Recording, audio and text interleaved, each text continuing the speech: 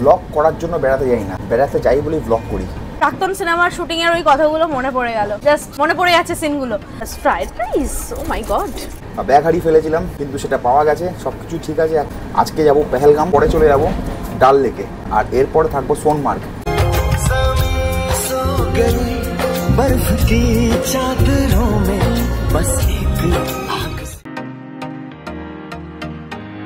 এখন আমরা এয়ারপোর্ট থেকে বেরোচ্ছি আর যাবো নিউ দিল্লি স্টেশন।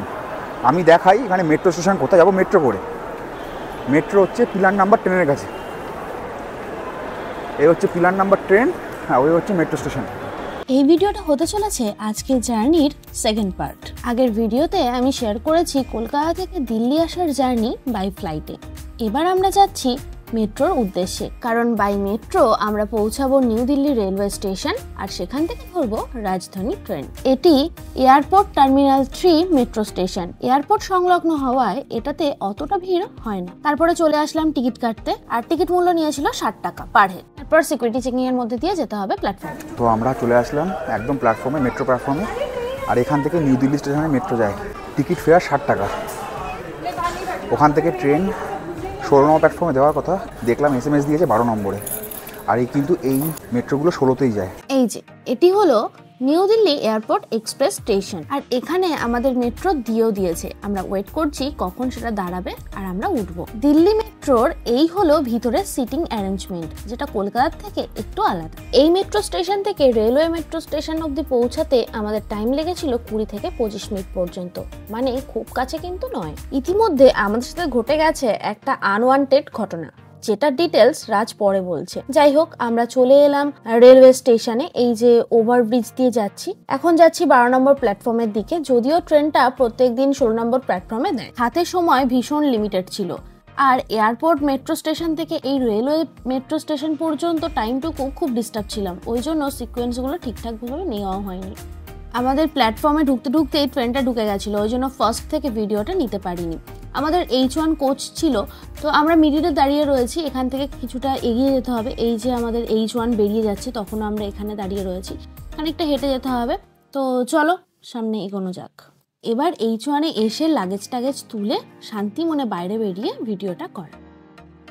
হ্যাঁ এভরিওয়ান, বৃষ্টিকথার আরেকটি ভিডিওতে তোমাদের আরও একবার বিগ ওয়েলকাম। এবারের কাশ্মীর ট্যুরের সেকেন্ড পার্ট হতে চলেছে এই ভিডিওটা। ফার্স্ট পার্টটা তোমরা দেখলে যে কলকাতা থেকে দিল্লি আসলাম, আর সেকেন্ড পার্টটাই তোমরা দেখছো দিল্লি থেকে জম্মুতে যাওয়ার জার্নি। তো জার্নিটা দেখতে থাকো, আশা করছি খুবই ইনফরমেটিভ হতে চলেছে ভিডিওটা, স্কিপ না করে পুরোটা দেখো। প্রায় ট্রেন ছাড়ার টাইম হয়ে গেছে, আর এখানে একটু পরেই দরজা বন্ধ করে দেবে। একটু পরে না, এখনই দরজাটা বন্ধ করে দিচ্ছে এরা।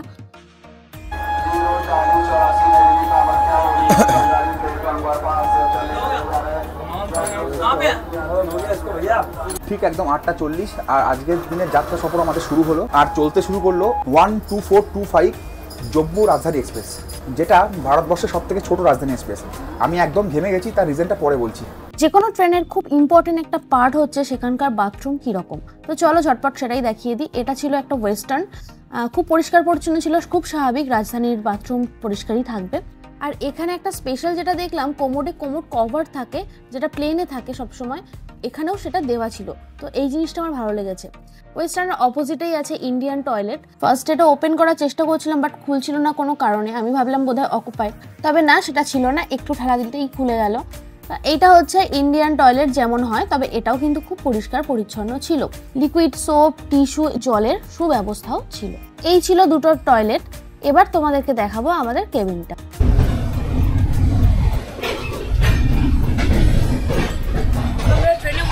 ট্রেন স্টার্ট হয়ে গেছে, চলো তোমাদেরকে ট্রেনের কোচগুলো দেখাই। এই ফার্স্ট টাইম আমি এরকম ফার্স্ট ক্লাসে যাচ্ছি। চলো, এই রকম একদম বাইরে থেকে ভিউ। এই যে এই সিনটা দেখে আমার প্রাক্তন সিনেমার শুটিংয়ের ওই কথাগুলো মনে পড়ে গেল, জাস্ট মনে পড়ে যাচ্ছে সিনগুলো। চলো, এটা হচ্ছে 1 নম্বর কোচ, এটা হচ্ছে 2 নম্বর কোচ, এটা 3 নম্বর কোচ, মানে কোচ নাম্বার সি, এটা coach number D, E, F, G and H। এই হচ্ছে টোটাল এ থেকে এইচ পর্যন্ত। আমাদের কোচ আছে সিতে। এবার কোচগুলো কিছু কিছু দুটো বেডের আছে, মানে যেমন ফার্স্ট এডটাতে আছে 4টে, এটাতে আছে 2টো, আর এইটা আমাদের কোচ, এখানে আছে 3টে। এই যে 7, 8 আর নিচের 9টা আমাদের। এসে বাদাম খেতে শুরু করে দিয়েছে বেচারা, অনেকটা ধকল নিয়েছে আজকে, ট্রেন না পেতে পেতে পেয়ে গেছে, ওই জন্য মনের আনন্দে এখন বাদাম খাচ্ছে। নিউ দিল্লি স্টেশনে স্ট্যাম্পেড হয়েছিল কিছুদিন আগে একটা, আমরা দেখেছিলাম যে কুম্ভ মেলার সময় এখানে একটা স্ট্যাম্পেড লাইক সিচুয়েশন তৈরি হয়েছিল, অনেকজন মারাও যায়। সেই জন্য স্টেশনে এখন লাইন বাই লাইন ঢোকানো হচ্ছে, বিশেষ করে যাদের জেনারেল টিকিট তাদের। তো স্টেশনে ঢুকতে প্রচুর সময় লাগছে। তো যারা যারা ট্রেনে আসবেন বা ট্রেন ধরবেন এখান থেকে, তারা একটু সেই জিনিসটা কিন্তু একটু বুঝে আসবেন।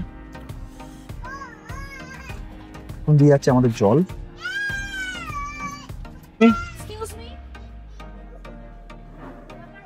তো আজকে আমাদের সফর হচ্ছে এসি ফার্স্টে। আমি আমার লাইফে ফার্স্ট আসলাম, আর এটা ভারতবর্ষের সব থেকে শর্ট ডিস্টেন্স রাজধানী এক্সপ্রেস, যেটা 576 কিলোমিটার যায় মোটামুটি 8 ঘন্টা 10 মিনিটে।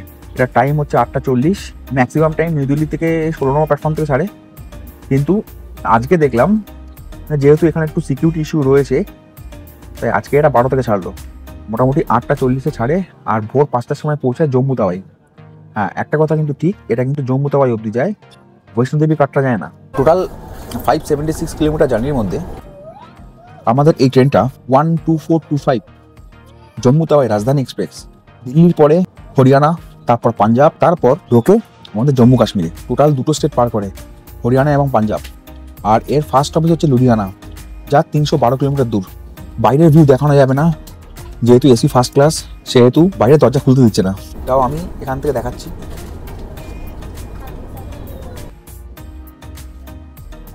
লুধিয়ানায় এর টাইম হচ্ছে 12:28, মানে রাত 12:28। লুধিয়ানার পরে সেকেন্ড স্টপেজ হচ্ছে পাঠানকোট, তারপরে কাথুয়া, আর তারপরে হচ্ছে জম্মু তাওয়াই। জম্মু তাওয়াই পৌঁছানোর সময় ভোর 5টা। মোটামুটি পাঠানকোটের পর থেকে আমাদের নেটওয়ার্ক চলে যাবে। তার কারণ আমরা সবাই জানি যে কাশ্মীরে কিন্তু আমাদের এখানকার প্রিপেড লাইন চলে না। তো আমিও নিজের ফোন পোস্টপেড করে নিয়ে এসেছি। এখানে রাজ একাই পোস্টপেড করেছিল, আমরা করিনি। তো কাশ্মীর যাওয়ার আগে যাদের সিম ছাড়া একদমই চলবে না, তারা অবশ্যই এই কাজটা করে নেবেন। স্যুপের আয়োজন করার জন্য জিনিসপত্র দিয়ে গেল, এখন বাজে 9:10। এই স্যুপটা আমি আগেও খেয়েছি। পুরী থেকে যখন বন্দে ভারতে আমরা এক্সিকিউটিভ ক্লাসে ফিরেছিলাম, তখন আমাদের এই স্যুপটাই দিয়েছিল, সাথে একটা বিস্কিট টাইপের ছিল, আর সাথে একটা বাটারও ছিল। আমি কিন্তু এই দিল্লি থেকে কাটরা এবং জম্মু তাওয়াই লাইনে আগেও এসেছি এবং আগেও গেছি। আমি যখন 2023 সালে জুন মাসে কাশ্মীরে ছিলাম, তখন আমি দিল্লি থেকে বন্দে ভারত এক্সপ্রেস ধরে দুপুর 3টের সময় বন্দে ভারত এক্সপ্রেস 24477 এরকম নাম্বার, কিছু আমার এক্স্যাক্টলি মনে পড়ছে না, সেই ট্রেনে করে কিন্তু আমি কাটরা গিয়েছিলাম। এই যে এখানে স্যুপের জন্য বোল দিয়ে যাচ্ছে, একটু পরে গরম জল দিয়ে যাবে, আর সাথে স্যুপের যে পাউচটা হয় সেটাও দিয়ে যাবে, ওর মধ্যে গরম জলের মধ্যে অ্যাড করে খেতে হবে। স্পুনও দিয়ে গেল, টিস্যু তো দিচ্ছেই তার সাথে। তো এই ছিল সন্ধ্যের স্ন্যাক্স। আর এখন দেখতেই পাচ্ছ ট্রেনটা অলরেডি চলছে 121-120 কিলোমিটার পার আওয়ার স্পিডে। ইন্ডিয়ান রেলওয়ের এই ফার্স্ট ক্লাসের কিছু সুবিধা থেকেই যায়, যেমন রিডিং লাইট রয়েছে, আর এখানে একটা বাটন আছে যেটা ক্লিক করলে স্টাফরা আপনার কাছ থেকে ঘুরে যাবে কোনো প্রয়োজন আছে কিনা জানার জন্য। 1994 সালের 10 জুলাই, প্রায় 34 বছর আগে, নিউ দিল্লি থেকে জম্মু তাওয়াইয়ের মধ্যে ফার্স্ট এই রাজধানী এক্সপ্রেস তার প্রথম যাত্রা শুরু করে। প্রায় 34 বছর হয়ে গেল। আর ভারতবর্ষের প্রথম রাজধানী এক্সপ্রেস, তার ভিডিও আপনারা দেখেছেন, 12302 হাওড়া নিউ দিল্লি রাজধানী এক্সপ্রেস, যার ভিডিওর লিঙ্ক দেখতে পাবেন, আপনারা চাইলে দেখে নিতে পারেন। সেটা কিন্তু ভারতবর্ষের সব থেকে পুরনো এবং প্রথম রাজধানী এক্সপ্রেস। যে টিফিনটা দিয়ে গেছিল সেটাই এবার খাচ্ছি।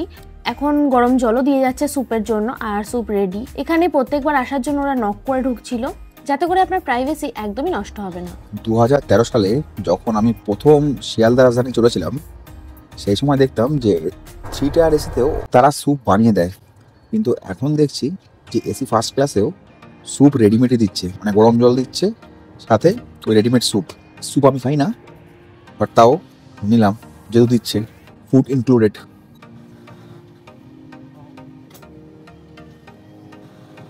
আর এই ট্রেনে টোটাল কামরা আছে 21টা, তার মধ্যে 13টা আছে থার্ড এসি, আর 5টা সেকেন্ড এসি, আর একটা H1 মানে এসি ফার্স্ট ক্লাস, যেটা আজকে আমরা ট্রাভেল করছি, আর একটা প্যান্টিকার রয়েছে। টোটাল 21টা কম্পার্টমেন্ট উইথ ইঞ্জিন এবং একটা জেনারেটরের যে বগিটা থাকে ওইটা। আর এবার আসি ভাড়াতে, যে এক্স্যাক্ট ভাড়া কত। ফার্স্ট এসিতে ভাড়া হচ্ছে 2770 টাকা, আর সেকেন্ড এসিতে ভাড়া হচ্ছে 2270 টাকা। মানে সেকেন্ড এসি আর ফার্স্ট এসির মধ্যে মোটামুটি ওই 500 টাকার মতো ডিফারেন্স, যেটা আমার মনে হলো খুবই কম, কারণ 574 কিলোমিটার জার্নিতে 500 টাকার ডিফারেন্স মানা যায়। সেই জন্য আমি সেকেন্ড এসি না করে আমি কিন্তু ফার্স্ট এসি করেছি। টোটাল 574 কিলোমিটারে 97টা ইন্টারমিডিয়েট স্টেশন রয়েছে, আর হল তো প্রথমেই বললাম 3টে, আর এখান থেকে লুধিয়ানার মধ্যে টোটাল 50টা ইন্টারমিডিয়েট স্টেশন রয়েছে। ফার্স্ট ক্লাসের এই স্পেসটা আমার খুব ভালো লেগেছে। এখানে রাত্রিবেলা যখন নিস্তব্ধে ট্রেন ছুটবে তখন এখানে দাঁড়িয়ে থাকতে খুবই ভালো লাগবে। আর এখন রেলকর্মীরা প্রত্যেকটা কেবিনে গিয়ে জিজ্ঞাসা করে আসছিল ভেজ খাবে না নন ভেজ খাবে রাত্রিবেলা। ফার্স্ট এসি বুক করার কিন্তু অনেক নিয়ম আছে, যেমন বুক করার সময় আপনাকে কিন্তু অপশান দিতে হবে যে আপনি কেবিন থাকতে চান না কুপে। যদি কাপেল হয় তারা কিন্তু কুপ অপশান প্রেফার করে। মানে কুপ মানে হচ্ছে এরকম যেটা সিট, শুধু দুটো সিট থাকবে, মানে শুধু এই পার্টটা থাকবে, এই পার্টটা থাকবে না। আর কেবিন হচ্ছে একটা কেবিনে 4টে করে seat, upper lower upper lower. First ক্লাসে কি হয়, এরকম প্রাইভেসিটা মেনটেন হয়। এরকম দরজা টেনে দিলে, এটা যদি আপনি টেনে দেন তাহলে এখানে কিন্তু আপনার প্রাইভেসি মেনটেন হবে, খুব ভালোভাবে হবে। এখানে আমরা 3 জন আছি, আমাদের সাথে এখানে আলাদা একজন লোক আছে। কিন্তু আপনি যদি একটা 4 জনের ফ্যামিলি হন, আপনি যদি কাপেল হন, যদি কুপ অ্যাভেল করেন, তাহলে কিন্তু খুব ভালোভাবে আপনার প্রাইভেসি মেনটেন হয়। আর রাজধানীতে ভাড়াটা আমি বললাম, সেই ভাড়াটা কিন্তু উইথ ফুড। এবার আপনি যদি ফুড না নিতে চান তাহলে ফুড ছাড়া, মানে ক্যাটারিং চার্জটা বাদ দিয়ে আপনার টিকিটের দাম হবে। আর এই ভাড়াটা কিন্তু নিউ দিল্লি থেকে জম্মু তাওয়াই অবধি। এবার আপনি যদি রাস্তায় কোথায় নামতে চান, বা মানে যে হল্টগুলো রয়েছে লুধিয়ানা, পাঠানকোট, কাথুয়া, যেখানে নামতে চান না কোনো, সেখানে ভাড়া ডিফারেন্ট হয়। এটা যেহেতু ভোর 5টার সময় নামবে, সেহেতু গাড়ি আমাদের আগের থেকে ঠিকঠাক করা রয়েছে, ড্রাইভারের সাথেও কথা হয়েছে। সেখান থেকে যাব পেহেলগাম। এবার ফার্স্ট অফিস কিন্তু আমি শ্রীনগর করিনি, এবার আমরা ফার্স্ট অফিস পেহেলগামই করেছি, সেখানে 2 দিন থাকবো। আর আজকে আমি প্রায় ট্রেন পেয়েছি, এটাই অনেক। আমি আমার ব্যাগ রেখে চলে গেছিলাম, মানে ফার্স্ট ভিডিওটা, মানে যেটায় আমি মানে আমাদের কলকাতা থেকে বাড়ি থেকে যেখানে আমি দিল্লি আসছিলাম, সেখানে দিল্লি টার্মিনাল 3 যে মেট্রো স্টেশন আছে, সেখানে যেখানে স্ক্যান হয় ব্যাগগুলো, সেখানে আমি আমার এই ক্যামেরার ব্যাগটা আর আমার এই বড় লাগেজটা দুটোকে স্ক্যানে ঢুকিয়েছিলাম। কিন্তু আমি নিজের ভুলে বড় লাগেজটা নিয়ে চলে এসেছি, ক্যামেরা ব্যাগটা নিয়ে আসা হয়নি।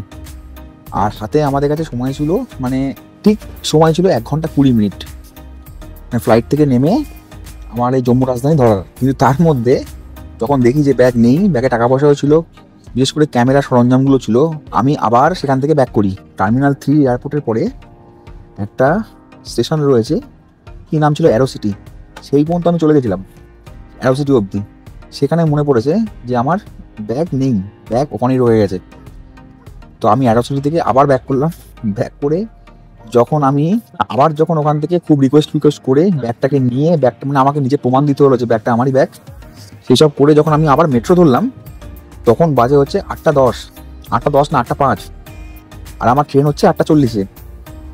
ঠিক হাতে সময় 35 মিনিট। টার্মিনাল 3 থেকে নিউ দিল্লি স্টেশন আসতে ঠিক সময় লাগে 25 মিনিট। মানে নিউ দিল্লি স্টেশনে নেমে আমার ঠিক 5 মিনিট আর থাকবে হাতে যে মেট্রো স্টেশন থেকে আমাকে ট্রেন ধরার। তো সেরাম অতি কষ্টে, মানে আমার মা আর ও 2 জন চলে এসেছিলো, এই 2 জনকে আগে পাঠিয়ে দিয়েছিলাম আমি। তারপরে আমি সেই ব্যাগ নিয়ে যখন ট্রেন ধরলাম, তখন টাইম হচ্ছে প্রায় 8:37, মানে 3 মিনিট আগে আমি ঢুকেছি। ওই জন্য সে সময় যখন আমি ইন্ট্রোতে ভিডিওতে বলছিলাম, সেই সময় আমার অবস্থা খুব কাহিল ছিল, গায়ে ঘাম ছিল, সেটা আপনারা দেখে বুঝতে পেরেছেন। সে অতি কষ্টে ট্রেনটা পেয়েছি, নাহলে ট্রেনের ভিডিও করাও হয়তো হতো না খুব ভালোভাবে। আর যেহেতু এত তাড়াহুড়ো মাথায় ছিলাম, সেহেতু নিউ দিল্লি স্টেশনে খুব ভালো করে ভিডিও করতে পারিনি।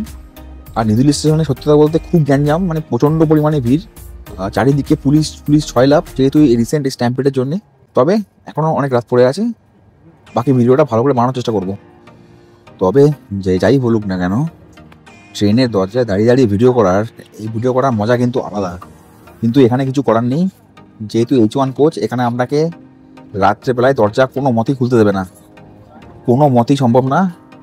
যে আমি যদি রিকোয়েস্ট করি তাও সম্ভব না, তাই ভিডিওটা এখান থেকেই করতে হবে। আর এই যে সিটগুলো দেখছেন ফার্স্ট ক্লাসের, এই সিটগুলো কিন্তু অনেকটা চওড়া, অনেকটা বলতে অনেকটা। এটা শুধু বসার জায়গা, আর এই সিটটা নিচে নেমে গেলে আরও চওড়া হয়ে যাবে, তো শোয়ার জন্য কিন্তু একদম পারফেক্ট।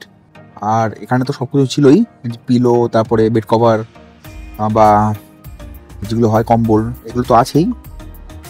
এছাড়াও এত সুন্দর পরিষেবা রয়েছে এখানে। আর আমরা এখন ক্রস করছি হরিয়ানার পানিপত জাংশন। এটার সময় ছিল কিন্তু 9:38, আর এখন বাজে 9:50। মোটামুটি ট্রেন ওই 12 মিনিট মতো লেট আছে, তবে ট্রেন কিন্তু একদম রাইট টাইমে পৌঁছায়। এই ট্রেনটি প্রচণ্ড পাংচুয়াল, যেহেতু খুব ছোট, মানে খুব শর্ট ডিস্টেন্স, মাত্র 577 কিলোমিটার। ট্রেন একদম রাইট টাইমে পৌঁছাবে, এটুকু আমার ধারণা আছে। তবে নিউ দিল্লি থেকে আপনি যদি কাশ্মীর যেতে যান, তাহলে সব থেকে ভালো ট্রেন রাজধানী এক্সপ্রেস করতে যান তো ঠিক আছে। আর যদি আপনি বন্দে ভারত নিতে যান, বৈষ্ণোদেবী কাটরা যেতে যান, তাহলে কিন্তু দুটো বন্দে ভারত রয়েছে। একটা সকাল 6টার সময় ছাড়ে, আর একটা ছাড়ে হচ্ছে দুপুর 3টের সময়। দুটো বন্দে ভারত রয়েছে যেগুলো যায় ভায়া জম্মু তাওয়া হয়ে কাটরায়, মানে যেগুলো কাশ্মীরের সাথে দিল্লি কানেক্ট করে। তবে রিসেন্ট দিনে আমরা শুনছিলাম যে কাটরা থেকে শ্রীনগরের বন্দে ভারত চালু হবে, মানে সেই লাইনটা চালু হবে। এখনো পর্যন্ত, আজকে মার্চের এন্ড, এখনো পর্যন্ত কিন্তু সেই লাইন চালু হয়নি। তবে ট্রায়াল রান আমরা অনেক দেখেছি, আশা করছি যে চালু হয়ে যাবে এটা লাইনটা। যদি চালু হয়ে যায় তাহলে দিল্লি থেকে ডাইরেক্ট ট্রেন কিন্তু শ্রীনগর যাবে না, এটা কিন্তু একটু ভালো করে বুঝে নিন। দিল্লি থেকে ডাইরেক্ট ট্রেন শ্রীনগর যাবে না, দিল্লি থেকে ডাইরেক্ট শ্রীনগরে কোনো লাইন নেই। দিল্লি থেকে ফার্স্টে আপনাকে যেতে হবে হচ্ছে বৈষ্ণোদেবী কাটরা, তারপরে সেখান থেকে আপনাকে ট্রেনে যেতে হবে শ্রীনগর। তো কাটরা টু শ্রীনগর লাইনটা যোগ হবে, যেটা আগে ছিল না। আগে যেটা ছিল, আগে বানিহাল থেকে শ্রীনগর লাইন ছিল, বানিহাল টু কাটরা লাইনটা যোগ হবে, যোগ হয়ে Katra to Srinagar line clear হবে। আর এবার আসি হচ্ছে কাশ্মীর যাওয়ার প্রসেসে। আমি যখন 2023 সালে কাশ্মীর ট্রিপ করেছিলাম, সে ভিডিও আপনারা অনেকেই দেখেছেন এবং প্রচুর ভালোবাসাও দিয়েছেন, তার জন্য অনেক ধন্যবাদ। এবার যদি পুরোপুরি ফ্লাইটের বাজেট থাকে, তাহলে অবশ্যই পুরো ফ্লাইট আপনি করতে পারেন। কাশ্মীরের ফ্লাইটের টিকিট মিনিমাম 8, 9, 10 হাজার নিচে তো হবেই না, এটা আমি মিনিমাম বললাম, তার চেয়েও বেশি হতে পারে। আর যদি সময় হাতে অনেক থাকে, যদি ট্রেনের সময় থাকে, তাহলে কলকাতা থেকে তো প্রচুর ট্রেন রয়েছে। জম্মু তাওয়াই হামসাফার রয়েছে, তারপরে হিমগিরি এক্সপ্রেস রয়েছে, জম্মু তাওয়াই এক্সপ্রেস রয়েছে। তার মধ্যে সব থেকে ভালো ট্রেন হচ্ছে হামসাফার এক্সপ্রেস, তার ভিডিও আমার চ্যানেলে আছে, চাইলে আপনি দেখে নিতে পারেন। হিমগিরি আর জম্মু তাওয়াই এক্সপ্রেসে মানে যাওয়ার চেয়ে না যাওয়া ভালো, যাতে হাতে অদেলে সময় তারা যায়, কারণ একটা 35 ঘন্টা আর একটা প্রায় 36 ঘন্টা সময় নেয়। তো ওই জন্য আমরা এরকমভাবে প্ল্যান করলাম যে সকালে আমরা দিল্লি অব্দি ফ্লাইট ভাড়াটা একটু রিজনেবল পাওয়া যায় যদি আপনি ঠিকঠাক টাইমিং করে কাটেন। আর সেখান থেকে, আর যেহেতু আমাদের ফ্লাইটের টাইমটা ম্যাচ হয়ে গেল, একদম জাস্ট ম্যাচ হয়ে গেল, খুব পিটাপিটি হয়ে গেছে, যেটা ঠিক না, একটুখানি গ্যাপ দিয়ে ফ্লাইটের টাইমটা উচিত ছিল। আর এখান থেকে 8:50 আমরা ধরলাম, 8:40 আমরা ধরলাম জম্মু রাজধানী এক্সপ্রেস। আর একদম ভোরবেলায় পৌঁছে যাবো, মানে বাড়ি থেকে আমরা 12টার সময় বেরিয়েছি, আর কাশ্মীর পৌঁছাচ্ছি পরের দিন ভোর 5টায়। মানে অনেকটাই সময় কিন্তু বাঁচছে। না হলে বাঙালিদের কাশ্মীর প্ল্যানের সমস্যা একটাই, যে আমরা এত দূরে থাকি কাশ্মীর থেকে, যে আমাদের আসতে যেতেই প্রায় 70 ঘন্টা চলে যায়। ট্রেন তখন ছুটছে দ্রুত গতিতে, আর আমরাও ভিতরে রিল্যাক্সে বসে আছি। গত কিছুটা সময় বেশ অনেকটাই চিন্তার মধ্যে দিয়ে যেতে হয়েছিল। তারপর একটু কেবিনের বাইরে বেরোলাম, কারণ এই জায়গাটা আমার সবচেয়ে বেশি ভালো লেগেছে, আগেও বললাম। আমার মতো তোমাদেরও কার কার এই জায়গাটা বেশি পছন্দ জানিও। জীবন হাতে নিয়ে দৌড়িয়ে আজকে ট্রেন পাওয়া।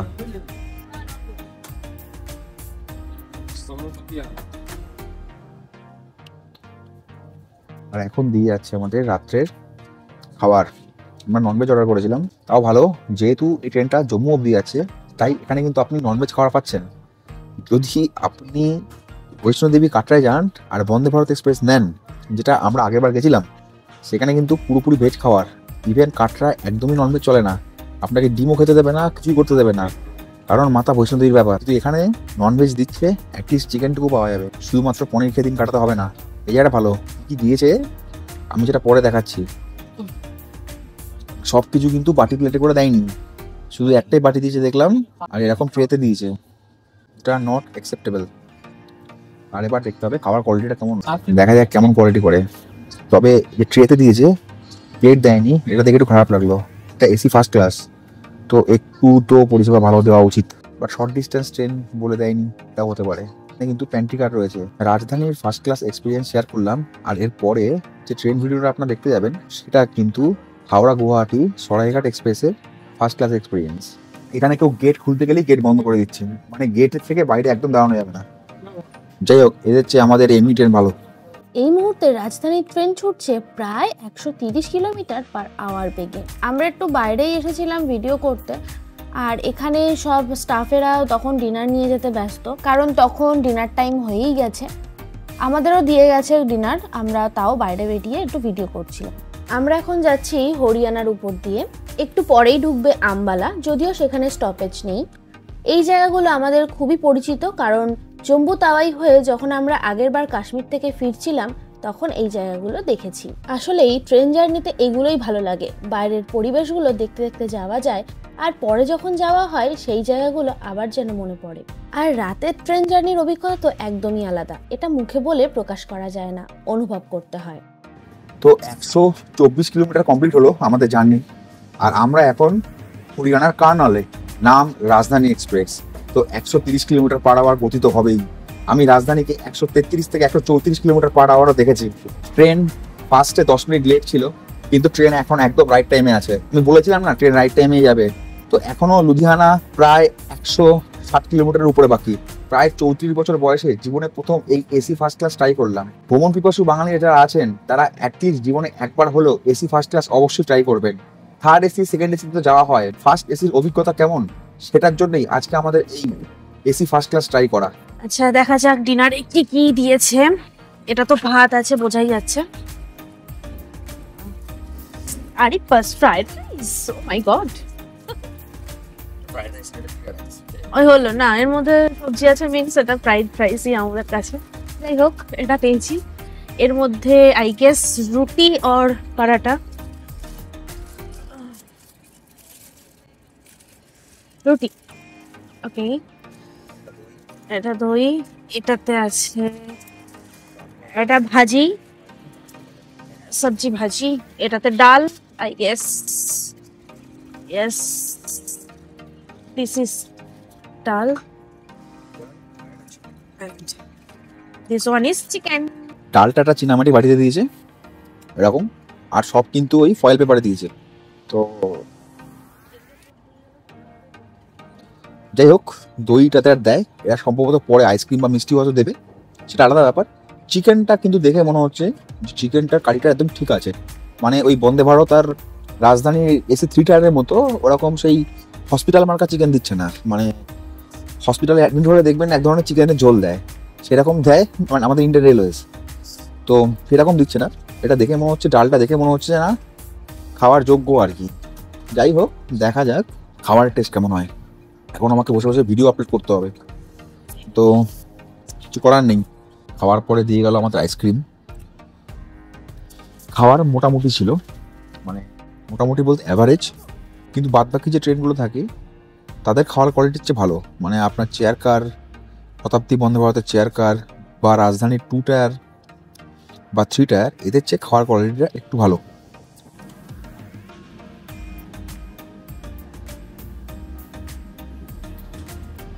আর এখন ঘড়িতে বাজে ঠিক 11টা 6, আর আমাদের 200 কিলোমিটার জার্নি কমপ্লিট হলো। আর এখন ঢুকছে আম্বালা ক্যান্টনমেন্ট। হ্যাঁ, আম্বালায় কিন্তু গাড়ি স্টপেজ নেই, দাঁড়াবে না। এখন ক্রস করছি আম্বালা স্টেশন, আর তার সাথেই প্রস্তুতি নিচ্ছি রাতে শুতে যাবার। আমরা বারবার গুগল ওয়েদারে চেক করছিলাম যে আমাদের ফার্স্ট স্টপেজ যেখানে রয়েছে পেহেলগাম, সেখানে স্নোফল হচ্ছে কিনা। হ্যাঁ, হচ্ছে। আর সেই আনন্দেই চাইছিলাম যাতে ট্রেনটা খুব তাড়াতাড়ি আমাদেরকে ডেস্টিনেশনে পৌঁছে দেয়। এখন স্নো আর স্নোর ফল পাওয়ার মধ্যে অনেক ডিফারেন্স, যদিও ওয়েদার আমাদের হতাশ করেনি। আমি যখন 2017 সালে প্রথম সিমলা গেছিলাম, তখন দুর্গিয়ানা এক্সপ্রেস করে আমি কলকাতা স্টেশন থেকে এই আম্বালায় নেমেছিলাম। আমার এক বন্ধু থাকতো, আর এখান থেকে গেছিলাম কালকা। এটা এই আম্বালা কিন্তু হরিয়ানার মধ্যে পড়ে। আর এই আম্বালা ক্রস করে এবার ঢুকবে লুধিয়ানায়। লুধিয়ানা আম্বালা থেকে মোটামুটি 110 থেকে 112 কিলোমিটার দূর। আর এখন মোটামুটি সবার শোয়ার টাইম হয়ে গেছে, ওই জন্য অনেকে শুয়েও পড়েছে। ভিডিও যদি প্রথম থেকে দেখেন তাহলে দেখবেন যখন আমি এয়ারপোর্ট থেকে বেরিয়েছিলাম তখন আমার পিঠে ব্যাগটা ছিল। যখন আমি মেট্রো স্টেশনে মেট্রো ধরার জন্য যাই তখন আমার ব্যাগটা ছিল না। মানে জাস্ট এয়ারপোর্ট থেকে বেরিয়ে মেট্রো স্টেশনে ঢোকার সময় ব্যাগটা যখন সিকিউরিটি চেকিংয়ে সময় হয় তখন এই ব্যাগটা দিয়েছি, কিন্তু সেই ব্যাগটা নিতে আমার মনে নেই। হয়, কোনো ব্যাপার না, চলতে চলতে ভুল হয়। আমি ট্রেনটাও পেয়েছি, না হলে ভাবলাম যে এরপরে যদি অন্য কোনো ট্রেন থাকে, আন্দামান এক্সপ্রেস বা অন্য কোনো যদি ট্রেন থাকে সেই ট্রেনে আমি যাবো অ্যাটলিস্ট জম্মু অবধি। সব ভালো যা শেষ ভালো তার। এখন বাজে রাত প্রায় 11:15। আমরা জাস্ট ক্রস করলাম আমাদের আম্বালা ক্যান্ট, আর সবাই আস্তে আস্তে মোটামুটি শুয়ে পড়ছে। আমরাও একটা আলো নিভিয়ে দিয়েছি, যে ম্যাডাম আইসক্রিম খাচ্ছে, উপরে যারা রয়েছে তারা শুয়ে পড়েছে, ও ওখানে শোবে। এখানে আমি আমার সিটে চলে যাচ্ছি। এই আপার বাথে শুতে আমার খুব ভালো লাগে, মানে সবসময় আমি এটাই প্রেফার করি এখানে শোয়ার জন্য, কারণ এখানে শান্তিতে শোয়া যায় কোনো ডিস্টারবেন্স ছাড়াই। আর এই ট্রেনটা প্রতিদিন রাত 9:25 জম্মু থেকে ছাড়ে, আর 5:55 সময়, ভোর 5:55 সময় দিল্লি পৌঁছায়। দেখতে দেখতে ঢুকে গেলাম লুধিয়ানা, মানে পাঞ্জাবে। নীলাভ আলোয় কেবিনের ভিতরটা কি মায়াবী লাগছে দেখো, আর বাইরেটা তো লাগছে জাস্ট অসাধারণ, যেখানে কোনো কারণ ছাড়াই কানে জাস্ট একটা হেডফোন দিয়েই তাকিয়ে থাকা যায় দূরে ও দূরে। ও হ্যাঁ, ভিডিওটা তোমরা কোথা থেকে দেখছো অবশ্যই আমাকে জানিও। ভালো লাগলে লাইক শেয়ার করতে ভুলো না, আর আমার চ্যানেল যদি নতুন হয়ে থাকো তাহলে সাবস্ক্রাইব করে আমার পাশে থাকো। আর যারা এতদিন ধরে আছে তাদেরকে অনেক অনেক ধন্যবাদ।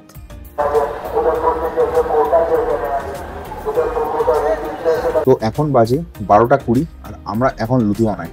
312 কিলোমিটার জার্নি কমপ্লিট হলো, আর এর পরে স্টপেজ হচ্ছে এখান থেকে 165 কিলোমিটার দূরে পাঠানকোট। লুধিয়ানায় স্টপ কিন্তু 10 মিনিটের। এই লুধিয়ানা হলো পাঞ্জাবের একটি প্রধান শহর এবং ভারতের অন্যতম গুরুত্বপূর্ণ শিল্পনগরী। লুধিয়ানাতে টেক্সটাইল এবং গার্মেন্ট ইন্ডাস্ট্রি ও সাইকেল উৎপাদনের জন্য বিখ্যাত, তাই লুধিয়ানাকে ম্যানচেস্টার অফ ইন্ডিয়া বলা হয়। বিশেষ করে উলেন পোশাক তৈরি এখানে ব্যাপকভাবে হয়।